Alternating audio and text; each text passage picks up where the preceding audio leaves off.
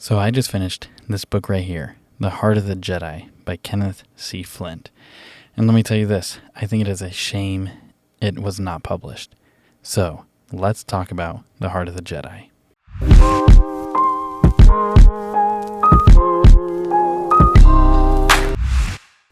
So I'm Chase from Two Star Wars Nerds, and I had so much fun reading this book. Seriously, it was a blast.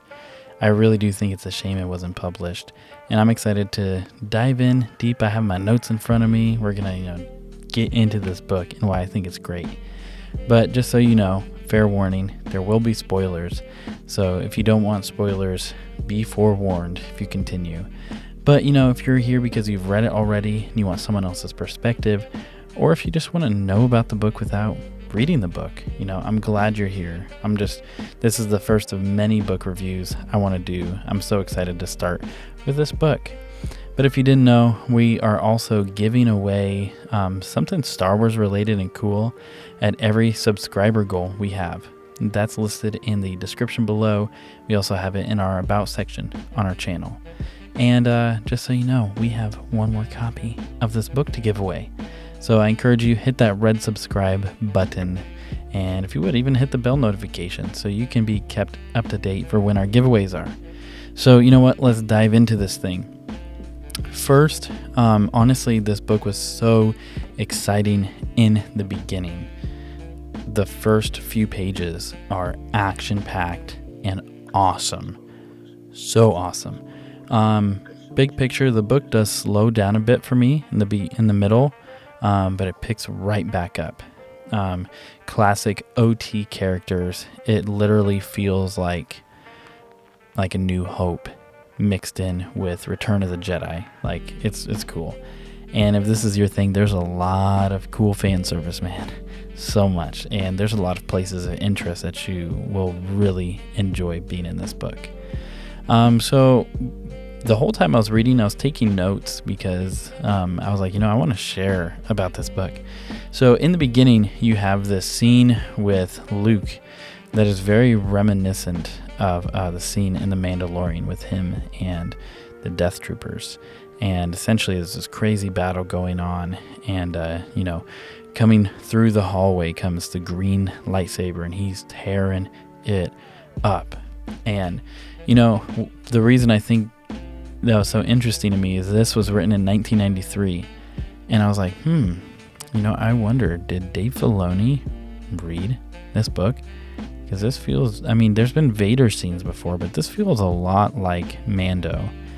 And, basically during the space battle, you have Leia pops up, Luke is there, obviously, you have Han show up, and Chewie, and it's just like, oh my gosh, first chapter, your heart's just melting, because you're like, these are the characters I long to see. And this happens right after the second Death Star explosion in Return of the Jedi. So this is basically like the sequel trilogy. Obviously there is the Thrawn trilogy, but this is a great little story being picked up right there.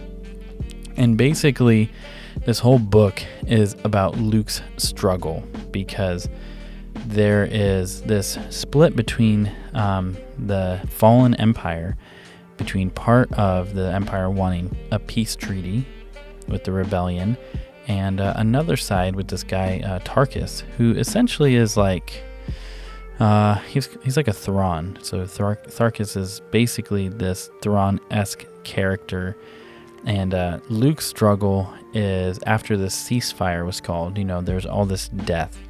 And he's looking around at the death and destruction, and basically he's saying, I don't think this is right.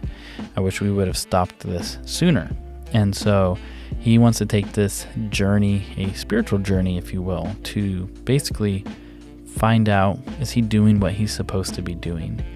And basically a lot of the book, he is kind of isolated, and it definitely feels like somewhat of the sequel trilogy, not in regards to how it plays out, but it's like there's some threads there that were very interesting. And basically you find out even early on in the book, there's a shapeshifter character that seemingly seems to be following Luke around. There's all this death happening around him. And you see this shapeshifter start with Tharkus and eventually kind of like leave. And all this mysterious stuff is happening. And what's cool is Luke goes to Tatooine and he goes to Uncle Owen's house, but it's like covered in sand. And basically it's like, what would happen if nobody lived there? And it's ransacked, and it's, I just think of that scene in A New Hope where you see them dead and burnt to a crisp, and it's really heavy. And then to see Luke go back and visit his childhood home and see it in a state of disarray, he just really is reflecting on what's going on. He even goes to Kenobi's house, and basically he's led on this journey really because of like the Force ghosts of Yoda, and you even later have like the Force ghosts of Anakin. And he's led on this journey to go find this place called the Heart of the Jedi. And basically he has to go to Kenobi's house. And when he's there, he's going to find this artifact that's going to lead him to kind of the center of the Force. And, there's this really interesting part where it slowed down for me, and it took a while to kind of grow on me. But basically, Luke comes in contact with these Tusken Raiders, and they speak basic. And, basically they speak English. And so only one of them, and Luke's interacting. And it reminded me also of Mando when Din brought Cobb Vanth with him, and they interacted with the Tusken Raiders, and they were humanized, and you get to see their culture and their values. That's essentially what happens. And for me, that part of the book wasn't my favorite. But there's some pretty cool action sequences, and I did like how they did humanize the Tusken Raiders. It was actually really cool, and especially in perspective of 1993 when this was written, that was like an awesome idea. I have to disassociate this from the rest of canon, from the rest of EU and Legends, because it was unpublished, and there's stuff that contradicts the rest of what's out there, but putting it in its proper perspective, it is really cool. Luke also, after this whole really awesome kind of like warrior battle with the Tuskens, to basically, after he connects with them and is being freed and let go, he goes back to the Mos Eisley Cantina, and he plays cards because he remembers Han saying he won the Millennium Falcon from Lando over a game of cards, and so you get to see like what they interpreted that as in 1993. And so cool, this is one of the fan service things. The guy that had his arm cut off in the cantina actually is there with like a ghetto robotic arm, and basically this fight breaks out. And it's just really cool to be able to see this connection to the OT and to really like get fans amped up about what's going on. What's also interesting, because it's like post-Empire, the Emperor's dead. You see stormtroopers just hanging out very casually, like helmets off, just kind of kicking it up, just almost like local security. And it's just interesting to see this kind of play of how does the Empire remnant exist after the Emperor's death. And there are some very interesting things that continue to happen. There's this peace meeting that is basically going to take place between representatives of the rebellion and representatives of the former empire, to basically say, hey, there's going to be a ceasefire and we are not going to fight anymore. And basically what happens is all of that goes sideways. There is this really crazy scene where basically Tharkus and his Imperial starship show up and just start blasting, and he's killing everybody. He's killing the people on his side against his side because he wants total control of everything. And during this whole exchange, you have these like interplanetary subterranean monsters, and this crazy flight scene with the Millennium Falcon trying to escape TIE fighters, and it's just really exciting. It's really, really awesome. What's also cool is you have this scene with, it's almost like a Soldier of Fortune Ewok. It sounds really funny, but Luke basically comes across this Soldier of Fortune Ewok. I mean, that's the best way to explain it, where this Ewok's just kind of like making his own way, and he also speaks basic, so that's a little weird at first, but it makes sense later on. But there's, what's nice, there is a Life Day reference, so shout out to all of the fans of the holiday special, if there are any. But continuing on, there's a scene where basically what happens is C-3PO is taken, and basically this transmitter is put on in him to find out the location of that peace meeting I referenced. And so later, Chewie is basically removing this transmitter, and they're like resetting C-3PO, because there's this scene where C-3PO actually chokes Han Solo and all this, and then I find out he's been tampered with. But it was very reminiscent of The Last Jedi, when they have to like open up C-3PO and kind of tweak him and, deal with all that stuff. And so I found it quite interesting that I'm like, this sounds familiar. And, another thing like that, the Ewok that speaks basic, his name is Thatch. He says this line, I kid you not, I'm going to read it word for word. It says, I'm just a poor, simple creature trying to make his way in the galaxy. That sounds familiar, doesn't it? So, again, I think it's a shame this wasn't published, because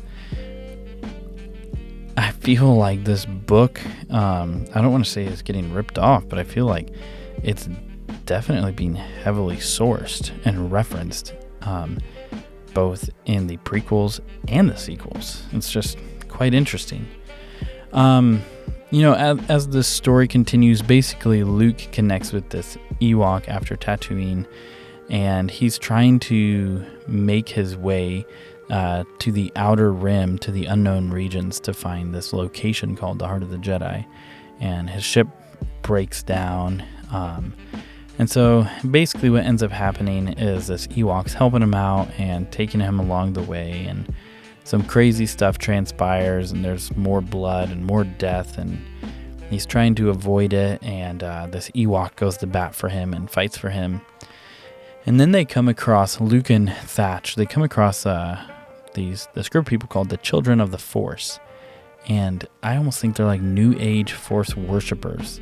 They're pacifists out in the Outer Rim, and they have tried to avoid conflict, so they were either deserters, or they just never signed up, or they abandoned post, whatever.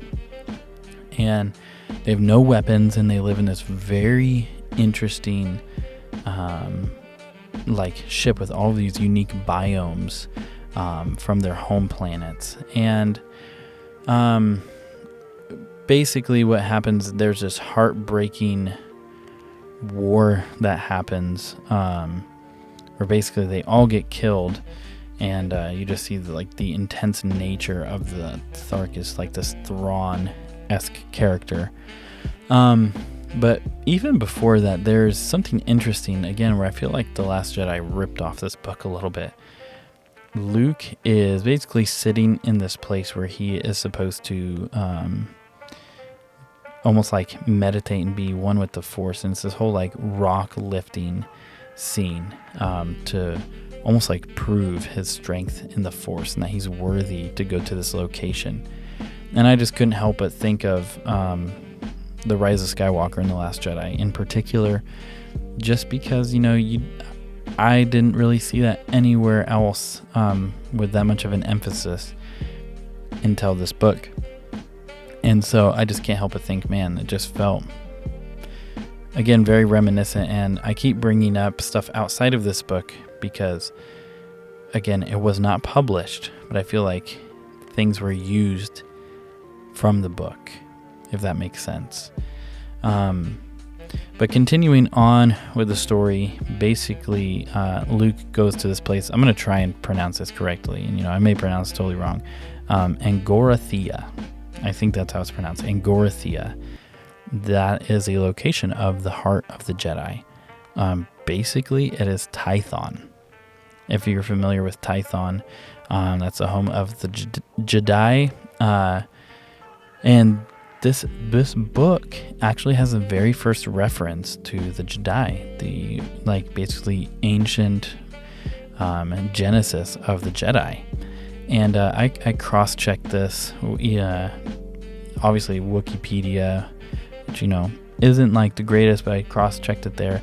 Cross-checked it with the 2008 complete Star Wars encyclopedia. No references to Jedi. I think the first one was in 2012 or 2013.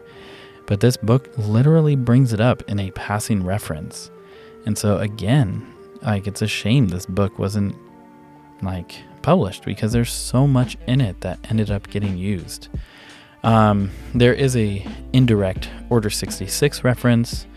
Obviously this is before the prequels, but the loose plan was understood. Basically there's this quote that says, there was a war, but most of the Jedi are dead. There's a Clone War reference. You see a really cool Imperial swimmer. It's basically an AT-AT that is converted for water usage. And I know I'm saying a lot of things that are kind of pointed out in this that are cool, because most of the book is this kind of sprawling action sequence, one after another, where basically Luke is getting closer and closer, and you have Han and Leia and Chewie and C-3PO and some others trying to catch up to Luke. And you have all these characters that are getting introduced, but there's this anticipation, and it kept me wanting to read every single day. I want to read more. I want to read more. There are 2 huge twists back to back. So if you really, really want to avoid spoilers, just understand this. You don't want to get here. You basically find out that Thatch, that Ewok, is Pollux, the shapeshifter. So the shapeshifter I referenced earlier, that's basically an Imperial military member, an Imperial weapon, like a living weapon. That shapeshifter was actually the Ewok, and then it was revealed he's sabotaged and all this. And then there's this other huge twist where you basically find out that Pollux's brother, another shapeshifter, was basically another major character, and it's okay, I didn't see that coming. That was pretty good. You do see Anakin's Force Ghost, which is awesome. You see an ending that's really like Indiana Jones. Basically, only those worthy can enter this temple to get into the heart of the Jedi. And so they kind of use Luke to get in there. They find the heart of the Jedi, all of this, the center of the Force, and basically Tharkus holds it. And kind of like an Indiana Jones ending, literally, he just melts and is obliterated right there. He wasn't worthy. But this is going to be a fair criticism of the book. It's a lot of fun. The pacing is really, really good. But I do feel like this book is a set in volleyball. This was supposed to be one of many books to come. And so the ending, while it is satisfactory, it leaves you wanting more, and it feels like there should have been more. And the plan was for there to be many more books, but instead, we didn't get any of them. So the ending is not disappointing. Obviously, this doesn't sit anywhere in canon, but it does definitely feel like Kenneth Flint was setting up this story to really be spiked in a future book by himself or someone else. So, with that, I think this is a great book. I really do. I know this has been a lengthy review, but I wanted to cover this story in particular in its wholeness, so that maybe if you haven't read it, you could kind of get a loose synopsis of what happens. I really hope you pick up a copy. hopefully at a reasonable price, or you read this online, or you enter our giveaway, because this book is really cool. It's a shame it wasn't published, and man, I just really wish this was published. Nonetheless, I'm glad to have a copy. I hope you get one too. If you've read this, let me know what you think in the comments below. I would love to have a discussion about this book. It's hard to find people who've read it. This is a great book. I would love to chat more about it. But with that, thanks for listening to me this whole time. I'm Chase from Two Star Wars Nerds, and may the Force be with you always.